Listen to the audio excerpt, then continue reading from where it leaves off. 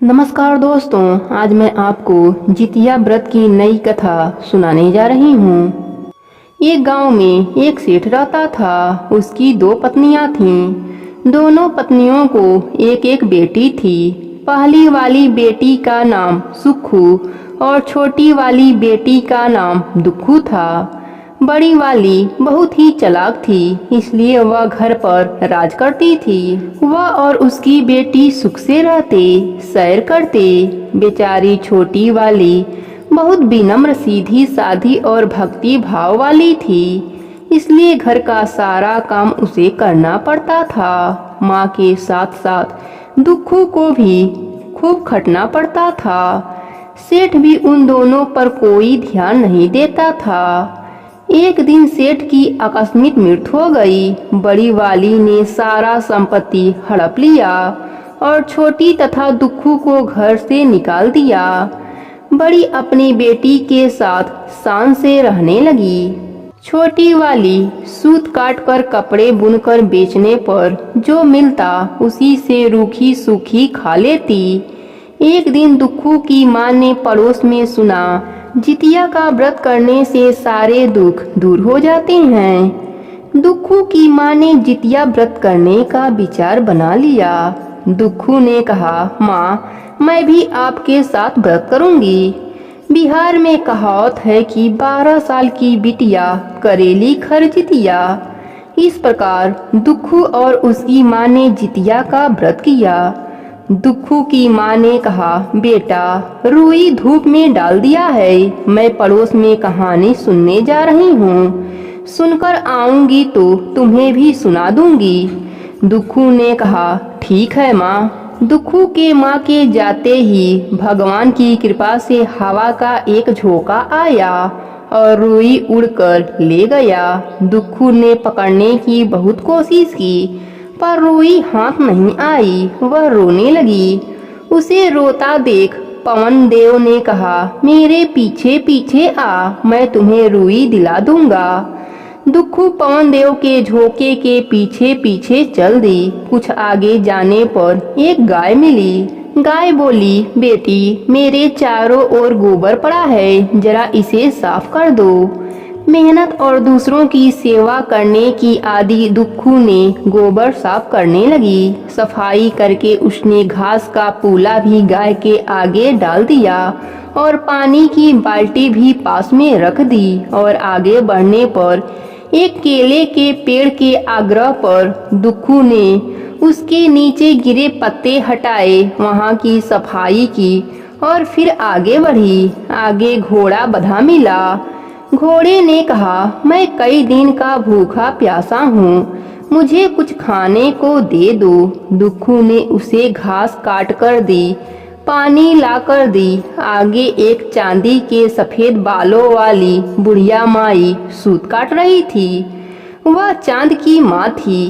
पवन देव ने इशारा किया कि इससे अपनी रुई मांग ले। दुखू ने बुढ़िया के चरण छूकर अपनी रुई मांगी। बुढ़िया माई बोली, रुई मिलेगी, पर पहले अंदर जाकर बालों में तेल लगाकर ताल में नहा, फिर नई साड़ी पहनकर खाना खाकर आओ।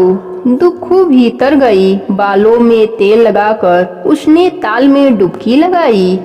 चमत्कार हुआ, वह परी सी सुंदर बन गई। दूसरी डुबकी लगाई तो उसका शरीर गहनों से लद गया।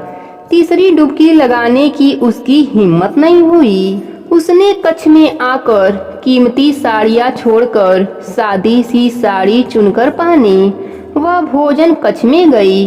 वहाँ मेज पर पकवान सजे थे। दुखू ने केवल रोटी व सब्जी चुनकर खाई और बुढ़िया माई के पास आ गई। बुढ़िया माई ने उसे रुई लौटा दी। साथ ही बुढ़िया माई ने अपने पास रखे डिब्बों में से एक चुनकर उपहार स्वरूप उसे ले जाने के लिए कहा। दुखू ने छोटा वाला डिब्बा उठाया।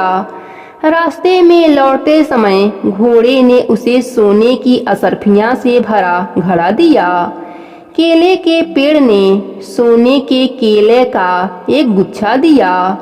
गाय ने उसे एक बछिया दी, जो जब चाहो दूध देती थी। यह सब कीमती उपहार लेकर दुखू घर लौटी। माँ बहुत प्रसन्न हुई।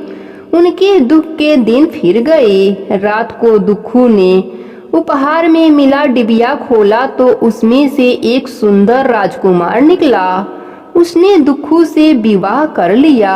वह तीनों सुख से रहने लगे। सुखू की माँ ने यह सब देखा तो वह जल उठी। उसने भी छोटी की तरह जितिया व्रत करने का संकल्प लिया, पर उसके मन में लालच था।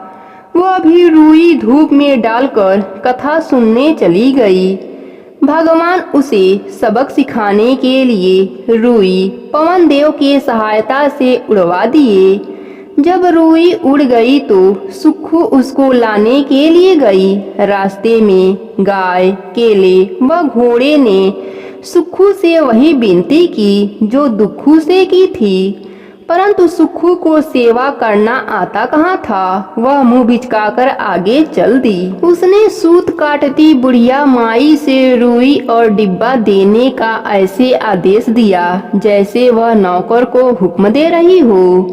बुढ़िया माई के कहने पर वह भीतर गई। वह तेल लगाकर ताल में 3-4 डुबकी लगाई। इस बार सब सत्यानाश हो गया। वह राक्षसी सी कुरूप हो गई। श्रृंगार कक्ष में आकर उसने बढ़िया साड़ी चुनकर पहनी और खाना भी बढ़िया जी भर कर खाया। बुढ़िया माई ने अपने पास रखे 2 डिब्बों में से एक उपहार स्वरूप चुनने के लिए कहा तो सुखू ने बड़ा डिब्बा चुना। रास्ते में घोड़ों ने उसे लात मारी। केले के पेड़ ने उस पर छिलकों की वर्षा की और गाय ने उसे सींग से उछाल कर फेंका। रोती बिलखती सुखू घर लौटी। माँ ने उसकी हालत देखकर माथा पीट लिया। रात को सुखू ने डिब्बा खोला तो उसमें से राजकुमार की जगह एक अजगर निकला। अजगर ने सुखू को खा लिया। वह खिड़की की राह भाग गया। सुबह सुखू की माँ को कमरे में केवल अजगर की केंचुली मिली। उसका सब कुछ खत्म हो गया था। हे जीवित बंधन बाबा, जैसे आपने दुखू के दुख के दिन फेरे, वैसे ही अपने सभी भक्तों पर अपनी कृपा बनाए रखना। प्रेम से बोले जीवित बंधन बाबा की जय हो।